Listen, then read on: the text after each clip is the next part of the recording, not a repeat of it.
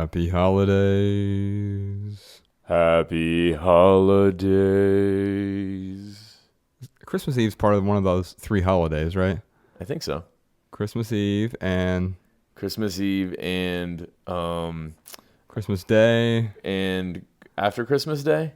Boxing Day. Oh yeah. That's why you were trying to fight me earlier. It's Boxing Day. I don't think it's that type of boxing. Wait a minute. Then Isn't why do I have a black eye? Is Boxing Day Canadian only, or is it also? I think it's in the UK, man. It's big in the UK. Is it? Cool. Yeah, because they like to fight, man. Howdy.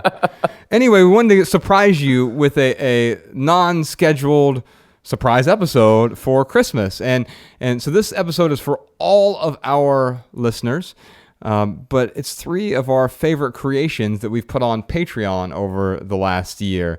We did a bonus episode, I think it was number 10. And I think it's my favorite podcast that we ever recorded, period. And I said, man, we can't just let no one hear this in our regular audience. How do we get this out? But it was only for Patreon supporters. And then we did this great live stream in Dayton, Ohio, in which we answered a bunch of questions from Patreon supporters. And so we'll put that in there. We'll put the audio from that. It was a video, obviously, if it's a live stream.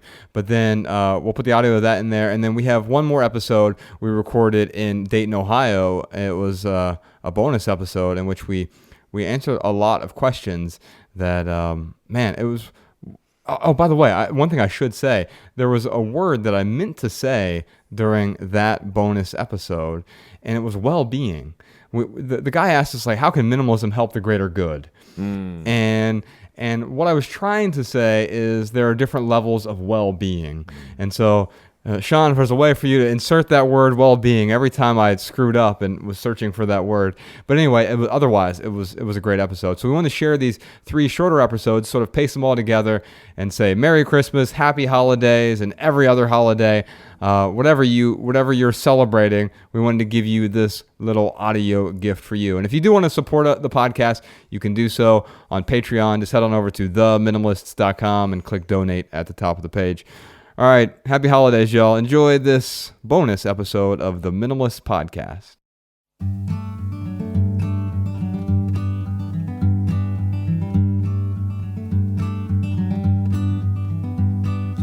Every little thing you think that you need, every little thing you think that you need, every little thing that's just feeding your greed. Oh, I bet that you'd be fine without it. Howdy. Good evening. My name is Larry. I'm from Burnaby, and really appreciate guys coming all this way. Obviously, you have a lot of fans here, and we appreciate the message that you have. Several months ago, I was listening to one of your podcasts where you shared some of the criticism that you received on social media about the message that you have, and it was really quite entertaining and rather shocking that so many people, rather than just simply ignore your message, would go well out of their way to criticize what you have to say. What do you think is the reason? What buttons are you pushing, or what's the reason for this criticism that you would receive on such a positive message that you have? I think the short answer to that is judgment is but a mirror that reflects the insecurities of the person who's doing the judging. And I think there are 2 types of I parse out criticism from feedback, and I don't just graciously accept feedback. I seek it out, and usually it's from people whose opinions I value, and so I will seek out feedback because it makes whatever I'm creating better. The reason our documentary was so effective is because we were constantly hammering at each other, the whole team going back and forth. It wasn't just one person's idea. We were all giving each other feedback and being willing to accept that feedback. And in order to do that, though, you have to sort of create a space in which, an environment in which you can thrive. Otherwise, you're just going to get the criticism, which is mostly noise. Yeah, man. I have the same question. No, I think I try to put myself in like critics' shoes because I really do want to understand where people come from and not just like brush it off and be like, well, they're just jerks and we're we're great and they're jerks. Like I don't think that. But when I put myself in their shoes, like the only way I can really come to a common ground is like everybody knows that money doesn't buy happiness, but we all want to try it out just to see. And I think that it stems from a lot of that where instead of someone, and I have been guilty of this so much in my life, instead of like looking at something logically or stepping back and looking at a situation, like I will hold on to a feeling.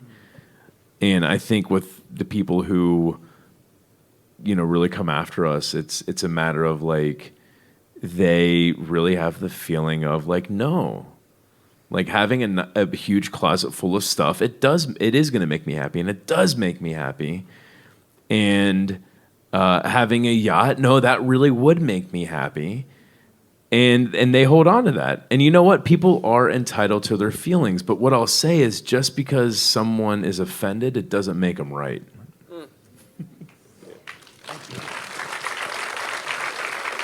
Thank you. Thanks, man. brother. Appreciate it. Hi, my name is Martha. I'm from Kamloops. Howdy. Hi, and I want to say, first of all, Josh, thank you so much for your story about your mom, because it was a real epiphany for me. I lost my parents in early 2000s, and I have 6 of the largest Rubbermaid containers I could buy full of their stuff. And I recently saw your Netflix show, and it's made a huge difference, and it's allowing me to let go. So thank you. Thank you. And then the next thing, I started decluttering, and I'm really glad you guys talked about values, because one of the things I'm struggling with is I'm donating to Goodwill and I'm giving to friends, but I've just got so much crap that is going to end up in the landfill, and I totally struggle with that sense of not being responsible for my overindulgences, and I feel like it's not right for me to just be able to abdicate that responsibility and fill the landfill. And I really struggle with that. And I just wondered if you guys have any ideas or whether you struggled with that yourselves. Yeah, it's already in the landfill. Well, actually, that's what my son said. Yeah. And, I mean, it is. And looking at it as a sunk cost is probably the best perspective you could have on it. Because what's going to happen? I mean, you could hold on to it, great, and keep it out of the landfill. Well, I would say first off, now it's decomposing slower because it's sitting in your house. But then it eventually will. Climate controlled. Yeah, right. But it eventually will end up in the landfill. I struggled with that too, because there were things where I couldn't donate, I couldn't sell, and I couldn't recycle. And I'm like, man, some of this stuff is just gonna end up in the landfill.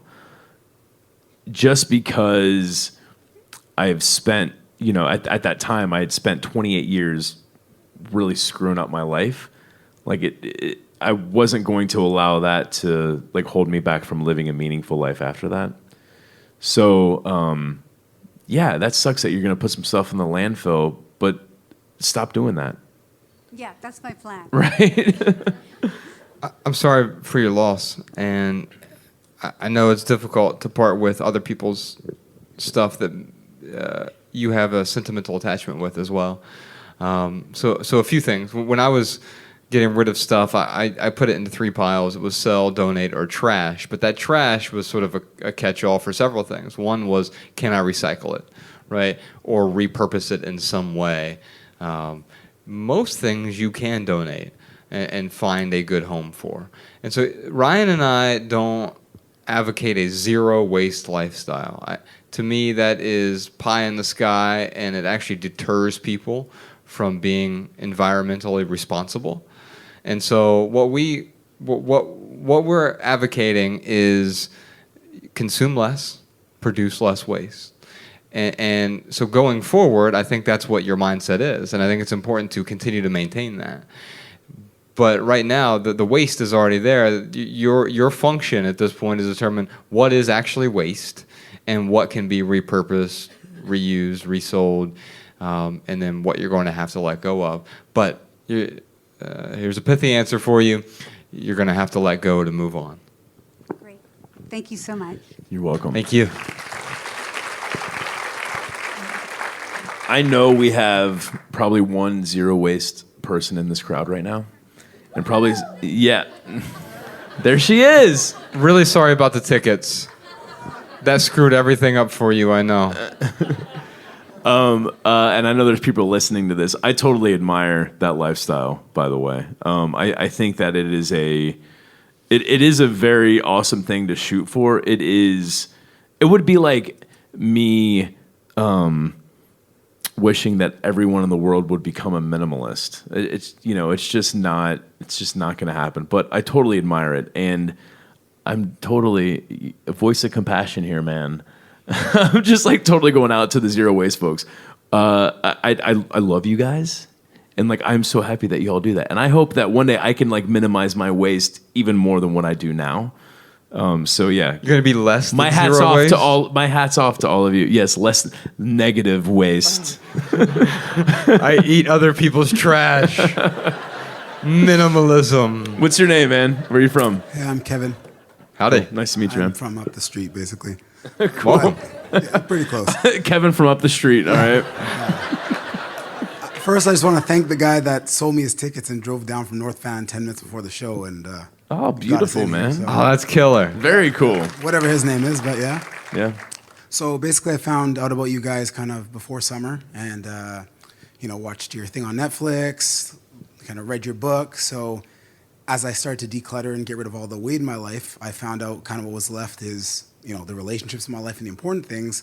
And kind of the difficult part I'm having now is wondering, how do I deal with the difficult decisions, and how do I deal with there is weight in relationships, like the weight of other people and other people's kind of problems, your family and people close to you. How do you guys deal with that weight, and what to let, sink into your kind of day-to-day, and what to kind of leave out? Like, that's kind of where I'm at right now. Ryan, you want to tackle the relationships? I'll tackle the decisions. Yeah, that sounds good. Man, I try not to air too much dirty laundry of like my family's problems on in public, because I respect them, and like I know that they don't want me like talking about their personal stuff. I will say this. I think they'd be okay with this. I have a brother in prison right now. He was addicted to drugs, and it led him to just committing a lot of robbery, where eventually he got caught, and like now he's in prison for felonies. And that's just the tip of the iceberg in my family, man. And that's that. There's a lot of weight there, and there's a lot of weight with a lot of other things.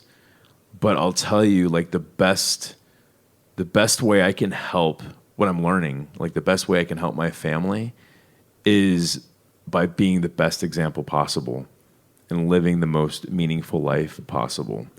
And when I started, it didn't seem that way, because there was so much pushback, and there was so much judgment that was just being thrown my way because of the website and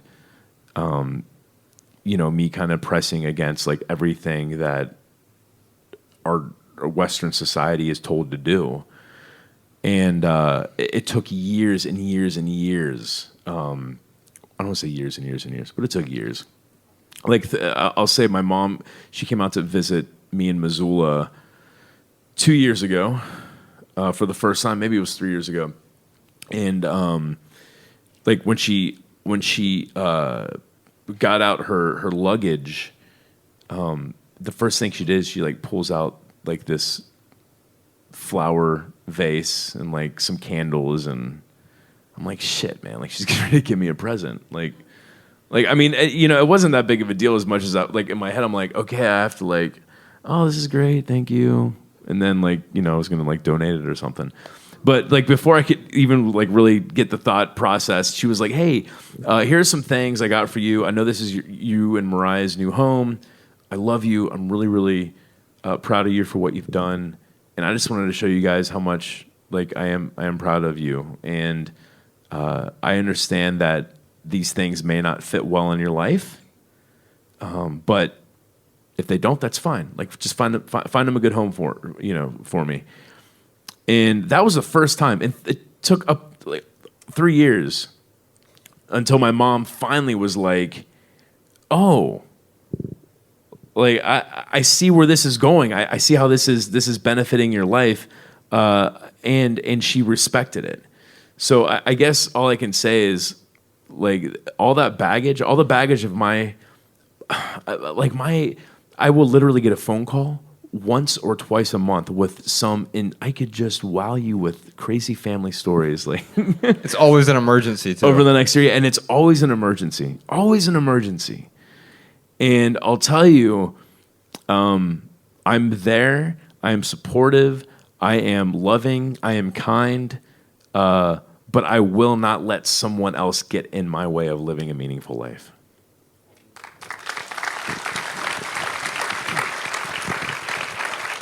Brian, that reminds me of on episode 83, we had a friend of ours, Rob Bell, on the podcast. And I think the advice he would give you, to distill it down, is you're going to have a funeral for the way you wish things were with those other people. And accept the way that they are. If I were to give my pithy answer, it's you can't change the people around you, but you can change the people around you. But you can also accept what's going on for what it is. In terms of making a decision, if you're having trouble making a decision about something, or if you're feeling indecisive, it's because you don't have enough leverage. And we have a whole lot of shoulds in our life. I should work out. Should improve my relationships. I should start writing that book. I should work on getting that promotion. I should start that hobby, that passion project. I should contribute more than I contribute. I should read more. We should all over ourselves. And the only way to make a change, to make a real decision, is to change that should into a must. And you need the leverage to do that. Think about a time that you've been so decisive. I'm going to do this. I'm going to start today. No more. I can't wait until the future. It has to happen right now. That's because you had enough leverage, and it was no longer a should. You said, I must do this, and I won't accept anything less than what I need to accomplish. So you turn those shoulds into musts. You'll be able to make a decision really easily. Howdy. Hi, my name is Carolyn. I'm from Burnaby. Welcome. Hi. So I had a question about minimalism. I've been decluttering my life, physical possessions mostly, but now I'm finding myself at a point where detachment is almost like I've taken it too far. So I know that, Joshua, you mentioned that when your bag had gone missing, you're almost like, oh, that's okay. Like you weren't so upset about losing that one bag, that one black shirt you had that you brought, that was your extra shirt. Yeah. So for me, I'm wondering if you have advice for people that might have taken minimalism too far in the sense of an emotional attachment, being detached from certain personal relationships, for example. I'm just thinking now, like, what if that was the only shirt I had with me? I would be like, why the hell are you walking around with your shirt off? why was it in your bag? Like as you're standing there making your pecs dance. My OCD was flaring up, so I couldn't wear a shirt. I don't think it's a bad thing to have like this radical detachment, as long as it's from the right stuff. And usually that right stuff is stuff.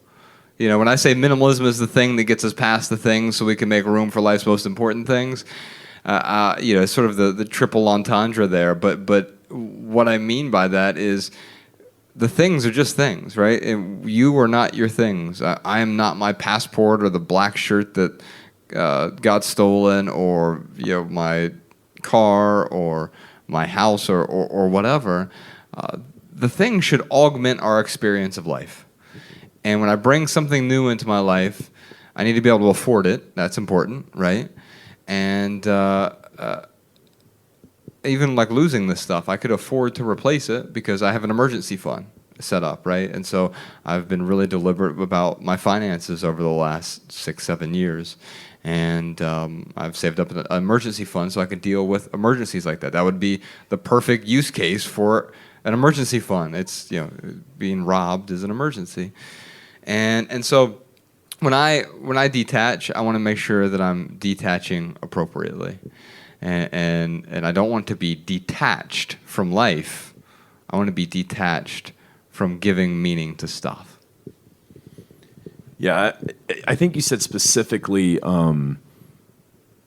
detachment from relationships. So when it comes to relationships, it's part of my daily practice. Like every day, like I'm asking myself, like, how have I added value to not just other people's lives, but like the people closest to me? And I will go way out of my way to show my partner Mariah, Josh, Jess, Sean, to show them like how much I appreciate them. And I think that's important. So I think that you certainly could become too detached from people, and it would affect your life in a negative way.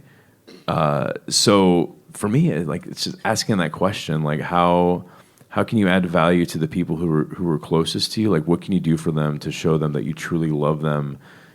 It might just be supporting them too. Like it might just be listening to them. Like with like my mom, it's just calling her and keeping up with her, and I love the conversations we have. And sometimes she wants to rant about crazy reptile people conspiracy theory stuff that I'm like, yeah, those reptile people really screwing up the government. It's a big thing in America. It's unbelievable. I'm kind of joking, kind of.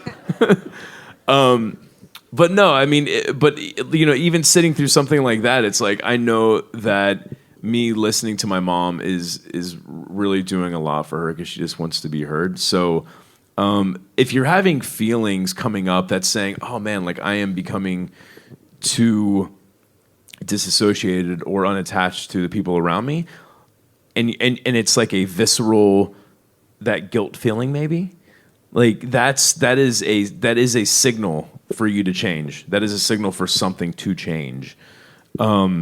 Now, don't feel guilty about it 10 years from now, but experience that guilt and act on that, and ask how can you reinvigorate that relationship or whatever. But yeah, I certainly, because as much as Josh and I talk about getting rid of shitty relationships and cutting people out of your life who are trying to prevent you from living a meaningful life, I still do stand by that. But yeah, you certainly don't want to get to a point where you're just cutting everyone out of your life. I think minimalism, honestly, well, let me take a step back. There was somewhere in the UK, but they're like, minimalism, it's selfish. It's all about focusing on yourself and focusing on how you can improve your life and so forth and so on. And I would say that is the start, I think, is to improve one's self. But for me, it was getting to a point where I finally felt like I had enough time and attention after minimizing and reeling myself in to give towards other people. And I think ultimately that is what, for me, that's what minimalism really comes down to. It's about creating a simple life for yourself, so you have the energy, you have the time, you have the other resources to contribute beyond yourself in a meaningful way. So don't ever stop contributing. Thank you.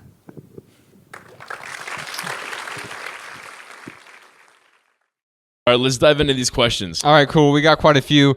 We're going to start with Catherine Crook's question, I think.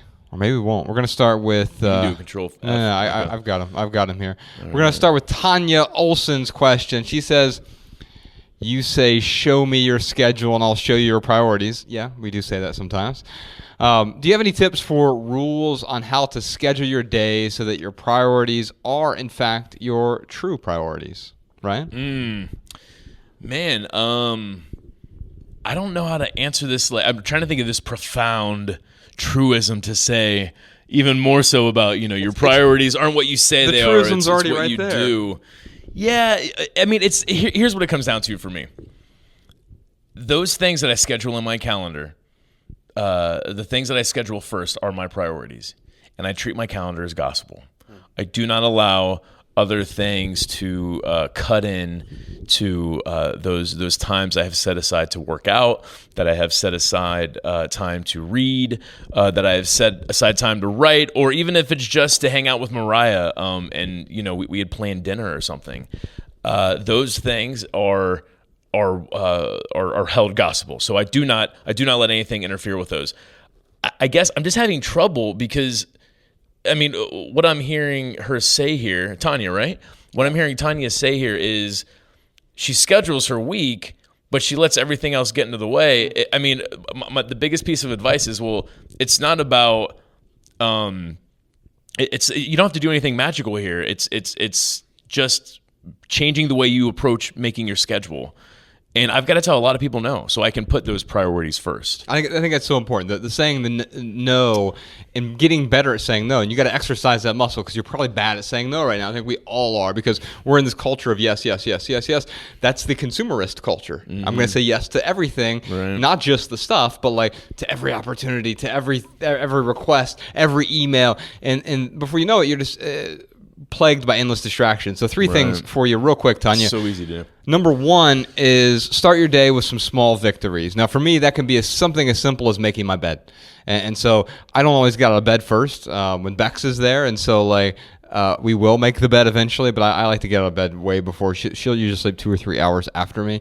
And so I'll get up and start my day with some other small victories. So writing, exercise, reading, things that are priorities for me. Starting the day early with 2 or 3 victories early on, that sets up the momentum for the day. So I already feel like I've succeeded throughout the day. If you have to wait all day to the end of the night to work out, you may not get around to it, right? But if you've exercised first thing in the morning, you're like, all right, I did that. I feel really good about it. And who knows, if I feel great tonight, maybe I'll exercise again, or I'll do some sort of stretching or yoga or something. And you'll have an additional victory later on in the day. But start the day off with some victories. Number 2 is you want to avoid distractions. And part of that has to do with what Ryan said to the no's. You have to be able to say no frequently, and that no can be as simple as saying no to push notifications on your phone. Yeah. I mean, those things, we have all these little distractions throughout the day that we're letting other people dictate our schedule, whether it's email or meetings or text messages or pings or tweets or Facebook status updates or instant messenger, whatever it may be. And we have all these distractions. We're letting other people dictate. And before you know it, you're sitting in the passenger seat of your own life. Yeah. I mean, that's the worst thing you can do is say yes to everyone, schedule in the time that they want to take from you, and then look at your calendar and say, oh, now where can I fit my priorities in? I mean, that is the exact opposite of the way to manage one's schedule. Yeah. And the third thing, last thing I'll recommend to you is develop better habits. I don't have a daily routine per se, but I do have daily habits. And the reason I don't have a daily routine is because we're on the road quite a bit or my life changes from day to day. But I do have habits that I must implement every single day. The first 3 that I mentioned in the morning, reading, writing, and exercise, those are 3. I also do physical therapy every single day. But your habits really have to be in line with your priorities or with your values. You need to figure out what those habits are going to be, and you need to make them musts in your life instead of shoulds. It's so easy for us to say, I should work out today, or I should write, or I should contribute to my community in a meaningful way. But the truth is that we can say I should do this. We don't get around to doing it. When it becomes a must, when you have enough leverage, then you're able to make the decision. Actually, the decision's already made for you. When you have the habit, you're not making the decision anymore. You've already made the decision. You just have to execute on that habit. Yeah, and don't be scared to say no. It is difficult. I don't want to make it sound easy, but the people in your life who love you and care about you, want you to be happy. They're going to support you, and they're going to understand when you say no to something, so you can say yes to something else. And the other thing I'll just add real quick is most people are, I still am, uncomfortable with saying no. And the only way I get better at it is continuing to say no and practicing. So practice saying no, and don't worry about what your friends and family think, because if they love you and want you to be happy, they will support you. Indeed, they will. Let's see. Now we actually do have a question from Catherine Cook. All right. Catherine says, "Hi, guys. Since I've started living a more minimalist lifestyle, I find myself feeling some anxiety when I'm in cluttered environments or visiting friends and family who have a lot of, quote, stuff. Is this normal? Did you guys ever feel like this once you started living intentionally with less?" I mean, it may be normal. I think, is this normal is probably the wrong question to ask, right? Because it may be normal for you. It's not normal for me. I don't judge other people's stuff. And it's funny, when we were on the road for our first book, Minimalism, Live a Meaningful Life, we would stay at a lot of readers' houses. And Ryan, what's the first thing they would say to us as soon as we walk in? Oh man, no, I'm sorry. My house isn't exactly nice and tidy right now, and I'm not a minimalist. I'm just a minimalist in practicing. But please don't judge all my stuff. Yeah, and what I've learned is that judgment is just a mirror that reflects the insecurities of the person who's doing the judging. And so really, anytime I feel anxiety about other people's stuff, it's really showing my own insecurities. And then I have to start asking myself deeper questions. Why do I feel so insecure about this stuff? Why have I given so much meaning to this stuff? Why do I care about what other people own? Because it's not directly affecting me in any way. Now, obviously, if people were buying a bunch of stuff and throwing it at you, that stuff starts affecting you, right? But right now, if you're just going to someone else's space, it's not really that big of a deal. Just imagining like you walking over and like someone hurling a kitchen sink at you or something. No, I totally do get that anxious feeling. I think I can relate to this, Catherine. For me, it is the insecurity about what I feel about my own home, and I start to think to myself, like, what if I had to live in this home? What if I had to deal with this mess? And it starts to make me feel anxious, like, because I start thinking about how I'd have to clean and I'd have to get rid of stuff and I'd have to, do all those things that I did when I did the packing party. But then I can quickly, look at myself in the mirror and say, hey, Ryan, this isn't your stuff, and you don't have to worry about how you're going to tackle this. In fact, you're here to spend time with your friend or your family member that you're here to see. And for me to give that thought and that anxiety any more thought and let that stuff stress me out, it really takes away from that moment and that time that I'm trying to spend with that person that I care about. I have been in situations where, like, I'll go to a certain family member's house and they smoke a lot and it stinks. And when I leave there, I smell like a tobacco factory. Like, it's really, really bad. So sometimes I will go there and I'm like, you know what, I'm just going to stink, and that's okay. But other times, I might want to stop or hang out with someone, with this family member before I go do something else. And I don't want to I don't want to smell like smoke before I go and do my second thing that I have to do. So I will ask that family member if they want to meet me for coffee or for lunch. I will ask them if I can remove them from their house and we can go somewhere else. And I'm very open with my family member too about, hey, look, you smoke, and when I leave there, I stink really bad of cigarettes, so I'd rather not hang out at your place right now. Yeah, and I think what you're talking about is, let's meet in a neutral environment, right? Yeah. You're not going to feel intimidated in my space because I don't own anything, right? And I'm not going to feel anxious in your space, and you don't have to posit it that way. You can just say, hey, let's meet at a coffee shop, or hey, I'd really prefer to grab lunch. I haven't eaten today or whatever, and that will allow you to have sort of this neutral ground. Yeah. And so you don't feel that anxiety or that judgment. And by the way, that family member, like when I say, hey, look, I really don't want to smell like cigarette smoke. I'd rather not hang out at your place. They do not get offended because they understand that, okay, yeah, we smoke a lot, and Ryan doesn't want to smell like cigarette smoke. And guess what? They love me and they want me to be happy, so they go out of their way to support me, and I do the same for them. But of course, you don't. I mean, I don't give them an ultimatum. No, you would like for them to stop smoking because you know it's healthy for them. Yeah. But you don't say, "Well, I'm not going to be your friend if you're a smoker."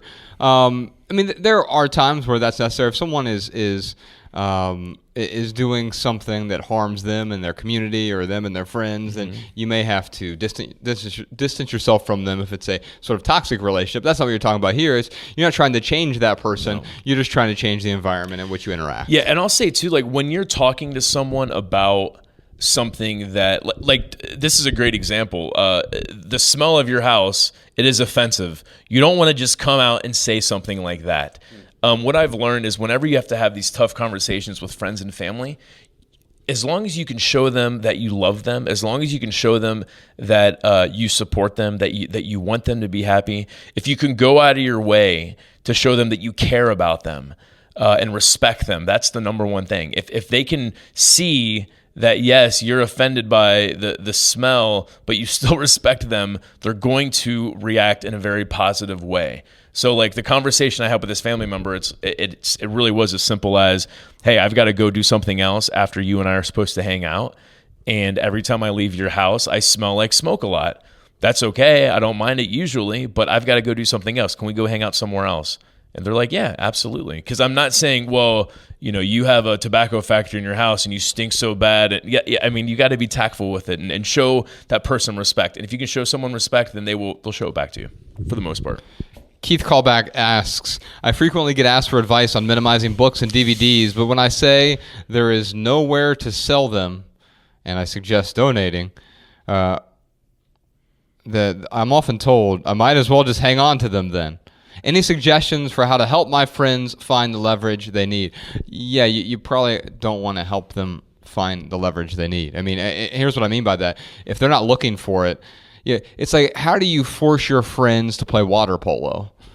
I mean, if they're not interested in doing that, maybe they can't swim. Then trying to force them is just going to drown them, right? And so I think that you're in the same place. If they really want to let go of stuff and then they need to find leverage, that's a different question. But if they want to hold on to stuff, it's not really your job for you to determine what things they should or shouldn't hold on to. And I think that's important for all of us.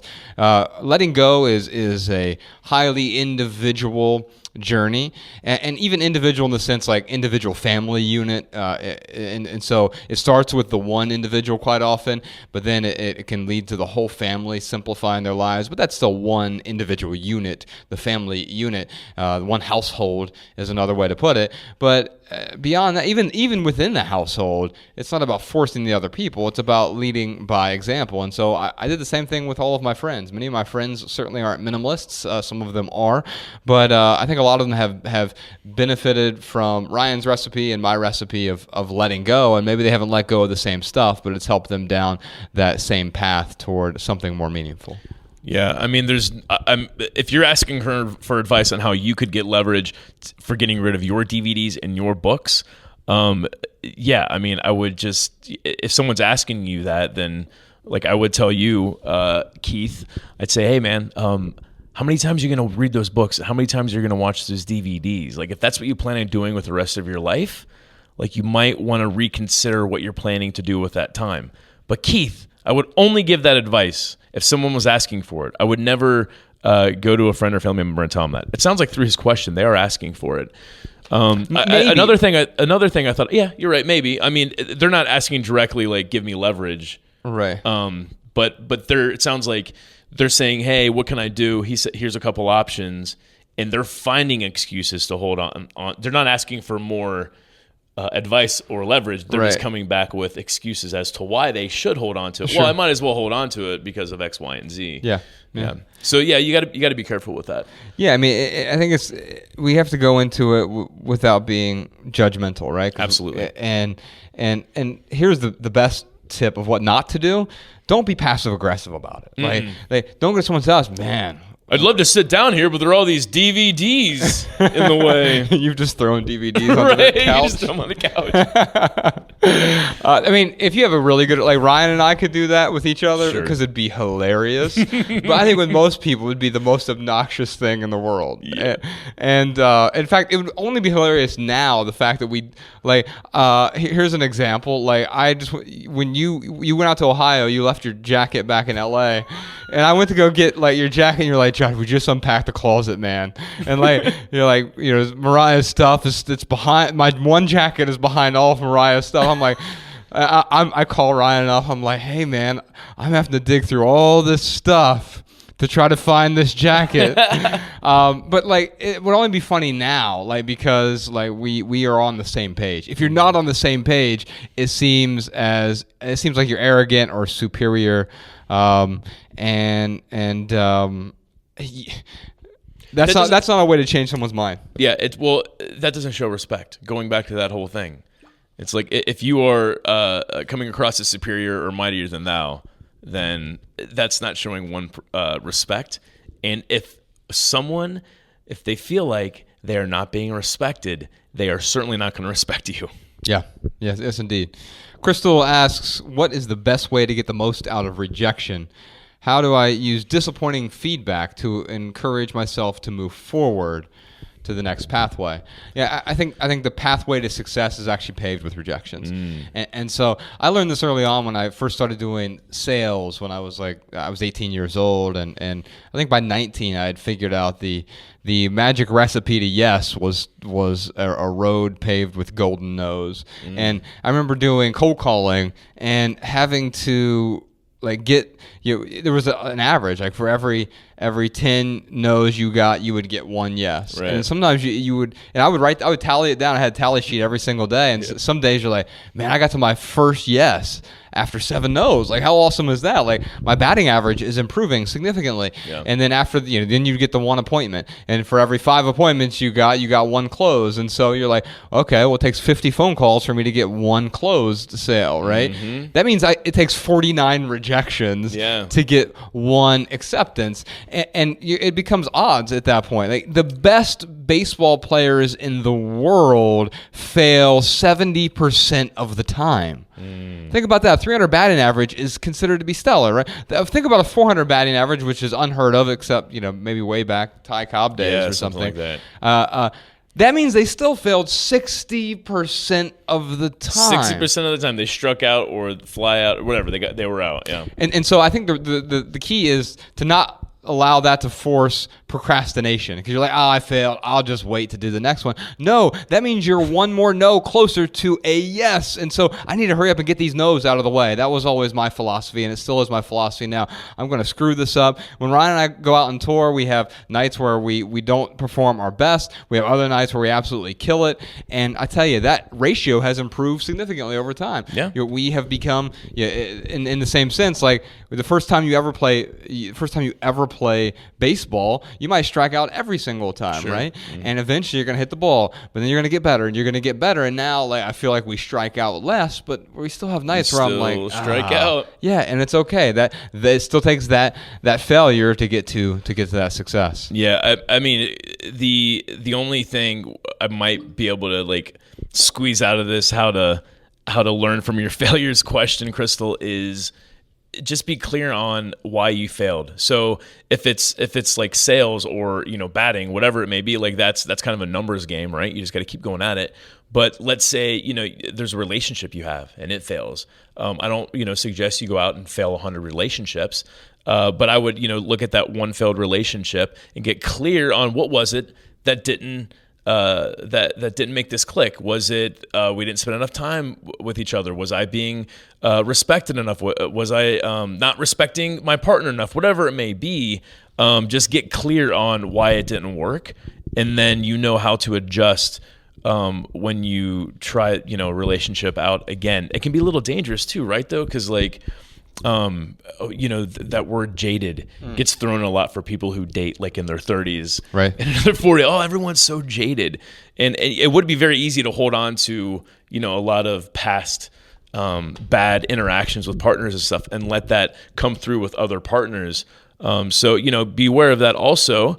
But if you have a partner where, oh man, they're not, they're always an hour late, and they're not calling you when they say they will, and some days you can't get a hold of them, and then you find out they're cheating on you. Like, that's something you definitely want to take note of, and look for that in other partners. So I think that's a great point, Ryan. Especially with relationships, I think now, like with Bex, it's the best relationship I've ever been in by far, and you know this. And I've been in some good relationships. I've been in some really bad relationships, as you know, which will eventually make it maybe into the next book. I've been in mostly mediocre relationships though. When you think about it, it's like it wasn't awful, but it wasn't outstanding. And those actually, in a weird way, there were still failures because they failed in the sense that I failed, not the relationship failed. But they led to a success in the sense that, and because of that, I don't even have to look at them as failures anymore in that same sort of context. I can look at them as, wow, that was great for a particular season, and we grew out of that relationship, and that's okay. But the lessons I learned from those previous relationships, I was able to carry those forward, and it's the reason my relationship with Bex is so good now, is because we're able to talk about the things and the failures from the past, the lessons that we've learned, the times we've struck out, the shitty relationships, the mediocre relationships, the good relationships where I have failed, where she has failed, and get that out in the open so we can avoid the pitfalls and pursue that which we find meaningful. Absolutely. All right, our next question, I believe, is from Sally Russell. Yes, it is. How do you let go of friendships without appearing unkind or arrogant, particularly if you live in a small town and you will cross paths with these people again? First off, you're not going to be able to control how other people feel about you. Yeah. And I think that's one of the... So instead of letting go of just the relationship, the first thing we have to let go of is worrying about what their interpretation is. Because just as you can't understand someone else's intentions, it's going to be hard for you to understand what emotions they feel based on the life that you're living. I mean, there are plenty of people who think Ryan and I are, what are the words, unkind or arrogant. And I have to be able to, I think the key is, and this is the takeaway I would give you, Sally, is you have to be able to look yourself in the mirror and say, is this the best relationship for this period of my life? Again, going back to that previous conversation, you may have a friendship, a coworker, a boss, a romantic relationship, acquaintance, someone else in the community. You may have someone where that relationship was really ideal. There are a lot of networking buddies I had back in my 20s, and it made sense for what I was trying to do at the time. But those relationships don't necessarily carry forward. You know, there's the old apothegm for a reason for a season. Yeah. And so there was a reason that we went through this relationship together. Maybe it was a failure. Maybe I could learn from it, or maybe it was outstanding, but it's time to move on from that. And I think the first thing that you need to do is be able to look in the mirror and say, is this the right relationship for me? Does it align with my values? And if not, then that's when you have to find a way to let go of the relationship. But the first thing you have to let go of is the worry about what other people think about you. Because if you get caught up in that, it's just a death trap. Yeah. Yeah, I mean, if you're asking for advice on how to, talk to a friend right now that you have that you want to, stop being friends with, I mean, that's going to be a difficult conversation. There's no doubt about that. And I certainly don't have an easy answer to make it easy. What I'll say is that you have to have that conversation, though. You have to have that difficult conversation. If you don't, then that friend's going to keep trying to get a hold of you. You're going to keep doing one of few things. You're going to ignore them. You're going to make excuses. Or worse, you're going to go ahead and appease them and just say yes to them and keep hanging out with them because you're too scared to have that hard conversation with them. And that's not a good friend. I would hate if all you did was appease me, and you would hate if all I did was appease you. Well, that would be a horrible type of friend. That's not a friendship. No, that's not a friendship at all. So going back to, I love how this keeps coming up. Like, show your friend respect. Go out of your way to show that person that you respect them, you respect who they are, even if at the end of the day, maybe they're off, I don't know, they're having some behavior that you don't approve with. At least show, and you don't respect their lifestyle, but at least show them that you respect their freedom and their decision to do what they want to do with their life. And explain to them that what they do doesn't really align with what you want to do. And you think of a time where you two did hang out, and maybe there was something where you went and saw a movie or whatever it is. You can say, oh yeah, you know what? We can go see a movie if you want to sometimes, but going to the bars and going out and gossiping. I don't know. I'm just like making up things here as to why you wouldn't want to be friends with this person. But when it comes to those things, yes, like you are going to try to avoid those activities more often. I've had friends in the past that I've literally had the conversation with of, hey, every time I talk to you, it's a very negative conversation. Nothing ever positive comes out of what you and I talk about. The last few conversations we have had, has been really about what's going on in your life. And I try to, suggest ways to help. And I also just sit there and listen. But hearing you making the same mistakes over and over again and not doing anything to change it, it's very negative. And I try to avoid as many negative conversations as possible. I'm happy to be here for you. I'm happy to talk things through it, but I'm not going to just sit here and listen to your negative stories. I'm really trying to keep this broad because I don't want to call anyone out.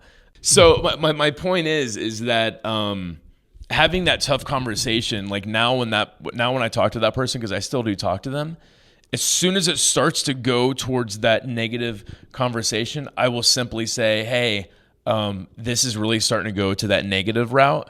And, I'm happy to sit here and help if you want, but this doesn't feel helpful to me. It just feels like I'm hearing a bunch of negativity. And it'll totally redirect the conversation. And you and I do that with each other even. So, all the time, hey, man, I just can't use this negativity right now. I know we're this is really frustrating for both of us who worked on this thing and the podcast deleted or whatever. We just weren't happy with it. And we start bitching about it. And I'm and Ryan will be like, hey, maybe they'll just put this off for a day. We'll discuss it tomorrow when it's not emotionally charged or whatever. Right. And the last thing that I will say for Sally here is if you really love someone but it's a toxic relationship, sometimes the best way to love them is from a distance. And it doesn't mean you have to even necessarily have that. Some people it's going to be impossible to have that conversation with, but it's possible to distance yourself from them. Our friend Rob Bell says you have to have a funeral for the way you wish things were with your friend, and because we can't change those people, right? It's the thing I always say. You can't change the people around you, but you can change the people around you. Meaning you can start surrounding yourself with new people that take up your time, and that creates that distance from the people who were toxic. And quite often that can be the best way to love them. All right, we're going over on time, but I got at least one more question that we should answer here because it was upvoted. Michelle Saunders asks, do you have any advice on conquering the fear of change? More specifically, my husband and I embrace minimalism and we desire to have a simpler life in regards to home ownership. We cannot seem to pull the trigger to sell our 2.5-story colonial home. I just imagine it had a 4-foot floor on the third story. The crawl space. That's not a floor. That's a crawl space. I'm going to recommend actually adding on to the house. This is weird advice for me to give. No, okay, let's see. We've had this home for 28 years with a large yard, in-ground pool. By the way, there's nothing wrong with those things. An in-ground pool, I mean, I've got friends who have that, and it's pretty great. I wish I would have had one as a kid. I had an aunt that we would go out to once or twice a year, out in Germantown, Ohio. It's they owned a farm and right outside of Dayton, and we would go there and play in their in-ground pool, and it was really great. It was awesome. Yeah. Cool. I mean, so there's nothing wrong with owning that, but here's where it comes. I add here that it is quite empty. Now, you use that word, and it may be physically empty, but my guess is you mean sort of existentially empty as well, spiritually empty, functionally empty as well. It's empty because we found no happiness in things, and we spend our time traveling and experiencing things. That's great. So the house doesn't align with your values anymore for a reason, for a season, right? Mm-hmm. It sounds like the season has passed. It sounds like you're wearing a winter coat in the summer now. Right, and it's just too much. It has outlived our usefulness, but we fear the unknown, i.e., what if we don't like a new place? Do we make the wrong decision? Et cetera, et cetera, et cetera. We dream of a smaller place, less costs and maintenance, but we continually stall. So I mean... to me, what stands out... Yeah, what's that? It sounds like she has more leverage right now to keep the house than to get rid of it. Mm-hmm. And here's the weird problem. She feels some discontent, but it's not enough pain. She says there's no happiness here, but no happiness doesn't mean pain. Mm-mm. No happiness means lack of happiness. Right. And you need to get beyond no happiness. By the way, you're starting to experience pleasure on the other side of it, but Ryan, you said she doesn't have the leverage. She doesn't have the leverage because she's not experiencing enough pleasure outside of the home. And also, you haven't figured out, like, where do I want to end up? You figure out what you don't want. What you don't want is usually not that compelling. It can be if it pisses you off enough, but this house doesn't piss you off. And so you need to find, in order to find something that's compelling, it's not what you don't want. We know you don't want the house anymore. What are you going to run to? We don't want you running away from the house just yet because, yeah, it is comfortable, it is safe. If I were in your shoes, I'd set a deadline. Yeah, because right now she's running to something that she may not like in her head. Right. And you want to run to something that you are going to love. And that means the experience, the place. And again, it doesn't mean that you'll love it forever, right? Ryan and I just moved out to Los Angeles.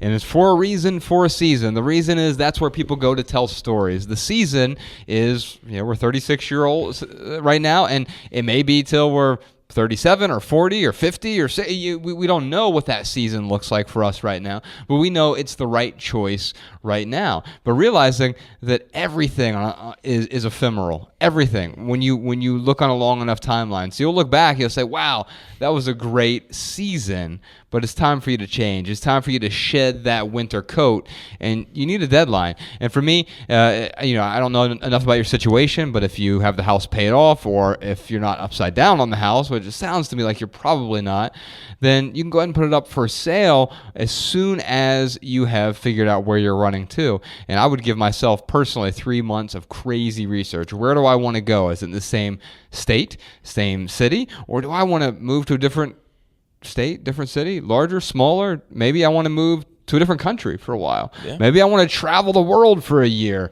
What is going to make you excited to get up every day? Not that it's not going to be difficult. A lot of it's going to be difficult, especially if you're traveling or you're in a new place. That's going to be much more difficult than staying where you are. But that difficulty, that friction, is what's going to allow you to grow and also help you feel most alive. Yeah, I totally agree. Set a deadline. You've got to find something to run towards that you absolutely love, because you are in a comfortable spot right now. It sounds like your home is beautiful, and you want something that's just as beautiful. Then great, find something just as beautiful and run towards it. But sitting at home and creating all these excuses to just continue to sit and not sell your house, that is not giving you the right leverage. So set a deadline, find something you love, and start getting leverage to leave the place. What's your name, brother? Hi. Welcome to the bonus round. All right.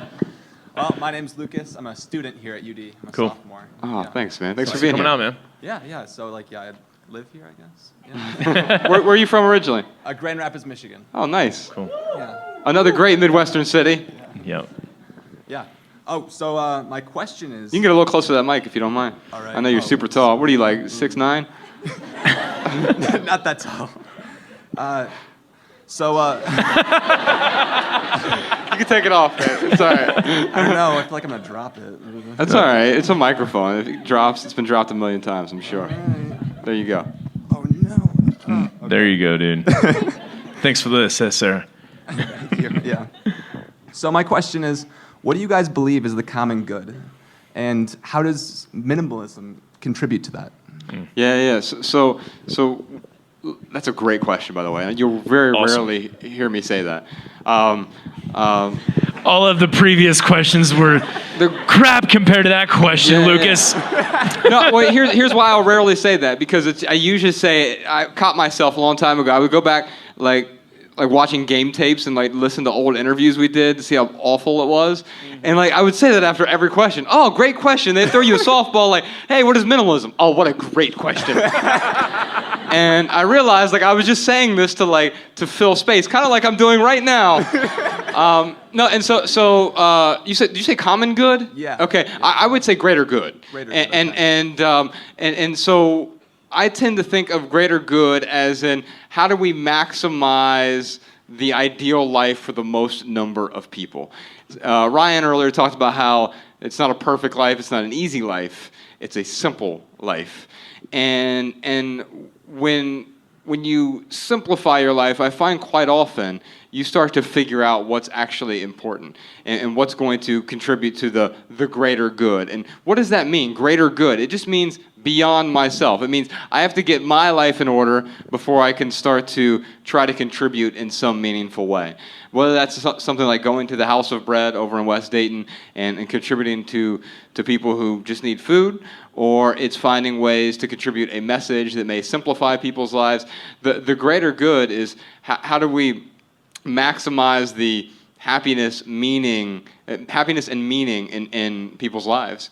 And I think it's a landscape. So if you think of a landscape, there are peaks and valleys, right? And so the peak of my life might be slightly different from the peak of your life. Like what is maximized for me might be different for you. And I think it's different for each individual person in this room. And that means the ideal happiness or ideal life is going to look slightly different for each person. So the greater good is an amalgamation of everyone who's in here or everyone who's listening to this, and how do we try to maximize or improve their life. And so how do we minimize to maximize is sort of a way. And here's the problem. We're stuck in all the valleys of that landscape right now. And minimalism teaches us that there's a different place from these valleys. We've been blanketing our lives with stuff to try to make us happy. Ryan talked earlier about filling the void with stuff, and it just widens the gap. It makes that valley in the landscape wider, and it makes it harder to find these peaks and valleys. There's something that's sad. We're in a lot of pain, and I think we try to medicate a lot of times with stuff, but we also try to medicate with drugs. So we're in Montgomery County right now. This is the overdose capital of the United States. And I don't know what the solution to that is. And so I feel very lucky to not have that addiction myself. But I also feel very sympathetic because I know a lot of people in my own personal life who do have that addiction. And I don't know what the overall solution is other than going out and helping the people that I can help. And it doesn't mean fixing everyone's life, but I think living a simpler life allows us to reprioritize what our actual priorities are, and maybe, just maybe, suffer less as a result. Yeah, I feel like I'm giving the same answer to different questions. Minimalism helps us to realize like we don't need nearly as much as what we desire. And once one has that true realization of like, wow, like I can just be happy with the things I have now. I don't have to have a new car every couple of years. I don't have to have a nice big home. I don't have to go on that fancy vacation once one realizes like, oh wow, like I need to focus more on my priorities rather than on stuff. It opens the door for people to contribute. So, like if I was trying to think of something pithy, the pithiest thing I could come up with is minimalism can help someone fill the void with contribution towards their community rather than stuff. Interesting. Thank you. Thanks, Lucas. Appreciate it. Can I get a hug? Hell yeah, you can. Yeah, I know you guys are hugging. Yeah, You don't dude, have to bring wait till after. Yeah, come on, man. He is 6'9".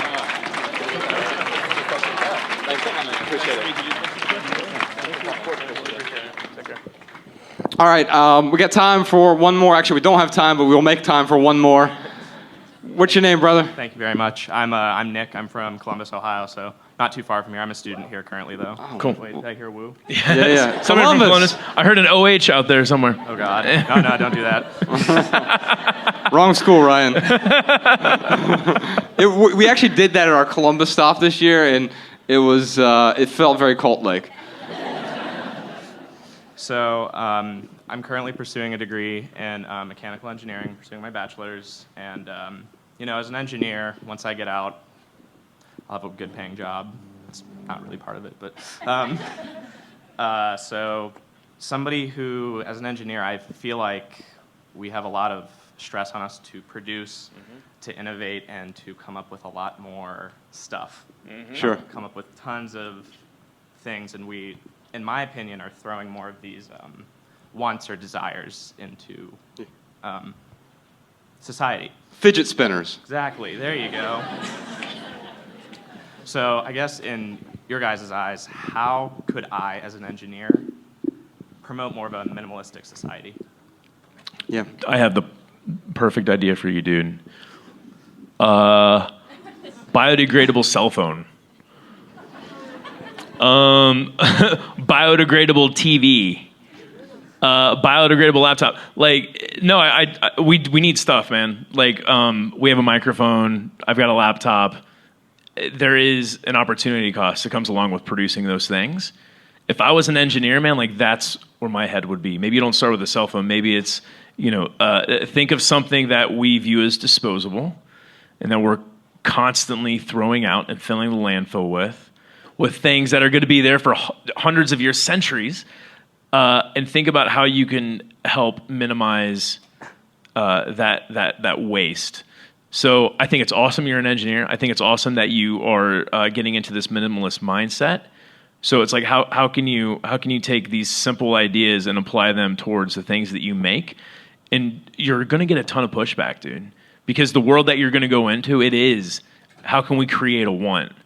How can we make someone feel like they need this thing? And I think you can kind of marry the two ideas with going down the road, something like that. Yeah, I think you don't have to be part of the problem. I think it's easy to become part of the problem, though. I'll give you a couple examples. So first off, Ryan and I refuse to do ads on our podcast. They're 100% advertisement free, but there's a weird irony here. Like if we decided to do ads on our podcast, we'd be rich right now. Literally, like 7 figures a year rich. That's how many people listen to it. It's one of the biggest podcasts in the world, which is a really weird thing to say. And so the path of least resistance for me would be, well, yeah, that makes sense. We all like money. And here's the thing. There's nothing wrong with money. In fact, money can, so money doesn't solve all of our problems, but it does solve all of our money problems. Right? The weird thing about that, though, is almost all of our money problems are self-inflicted. I grew up really poor and thought, well, hey, we're not happy because we don't have money. And then I became rich in my 20s and realized that, hey, wait a minute. The reason I wasn't contented earlier was we had a lot of money problems that were self-inflicted. And then I had money problems in my 20s that were self-inflicted. And in fact, I was technically more broke when I was rich because I had this thing called debt. And I had a lot of people who would be willing to give me enough money so that I could continue to pay them back with lots of interest. And so, in a weird way, I was just reproducing the problem on a grander scale. And as an engineer, you have that opportunity to reproduce a problem. And I think advertisements are a huge part of the problem in our society. And so that's why we won't get behind that. Is there a way to do it ethically and sustainably and do good advertising? Yeah, probably. But it's just not in line with our ethos. And so we're not going to talk about what mattress we sleep on at night or what a shaving, whatever podcast. Wedgie-free underwear. Anyway, I think... Patent pending, sorry. That was a good idea. And I think that you can choose to create. Ryan and I create. You can create as an engineer in a way that is sustainable and aligns with your values. Is it going to be difficult? Hell yeah, it is. But everything worth doing is difficult, man. Thanks for your question, Nick. Thank you very much. Can I have a hug too? Hell yeah. Yeah, dude. Hi, Josh and Ryan. This is Heather from San Diego, and I am calling to answer Riley's question from your most recent podcast episode called Toxic. She seemed like she really was interested in minimalism and wanted to, as she put it, evangelize it without trying to convert people, and I think that's really honorable. And I just wanted to give my experience. I became a minimalist about a year ago from listening to your guys' podcast, and I had already had a YouTube channel at this point. And what I did is I started to channel my interest in minimalism into my YouTube channel, and people started to find my channel even more because they were searching for minimalism. So I feel like if you don't want to just shout into the void and try to convert people to minimalism, try to convert your friends to minimalism, having a YouTube channel or just a blog like you guys do is a way to put that message out there and have your audience be people who are actually interested in hearing about it and incorporating it into their lives. So Riley, you seem like you're really confident talking in front of people. You might be really confident talking to a camera. You seem like you have a really fun personality. I feel like you might do really well starting a YouTube channel about minimalism where people will search and actually be wanting to hear what you have to say. And it's really great and really fun, and I will be your first subscriber. So I hope this helps, and have a great day. Hi, this is Melissa. I currently live in Hawaii, and I am calling after listening to your podcast in Ottawa. And I had a suggestion for the young lady in high school who is working 16-hour weekends and 60-hour work weeks during the summer. Honey, you can do half that as long as you also work the same amount those 4 years in college. So if you work 8-hour weekends in high school and 8-hour weekends in college, right, and you work 30-hour weeks in high school and 30-hour weeks in college, you can cut that time in half and still leave college debt-free. And when you're in high school, you can take that extra time and apply for scholarships. So I hope that this message reaches you, and take care. Mahalo. This is Kristen in North Carolina. I have a suggestion for parents who want to encourage children to donate and minimize, especially in light of the Christmas season where there is an expectation of getting a lot of presents and bringing new items into the household. Put a laundry bin or basket under the Christmas tree and say it's from Santa and that you have to give in order to receive. It becomes almost a game such that children are encouraged to place in the basket toys they no longer play with or clothes they no longer wear, such that Santa will then bring them new presents. They'll learn the value of letting go of old items that will go to other children in need and also will help parents declutter in the process.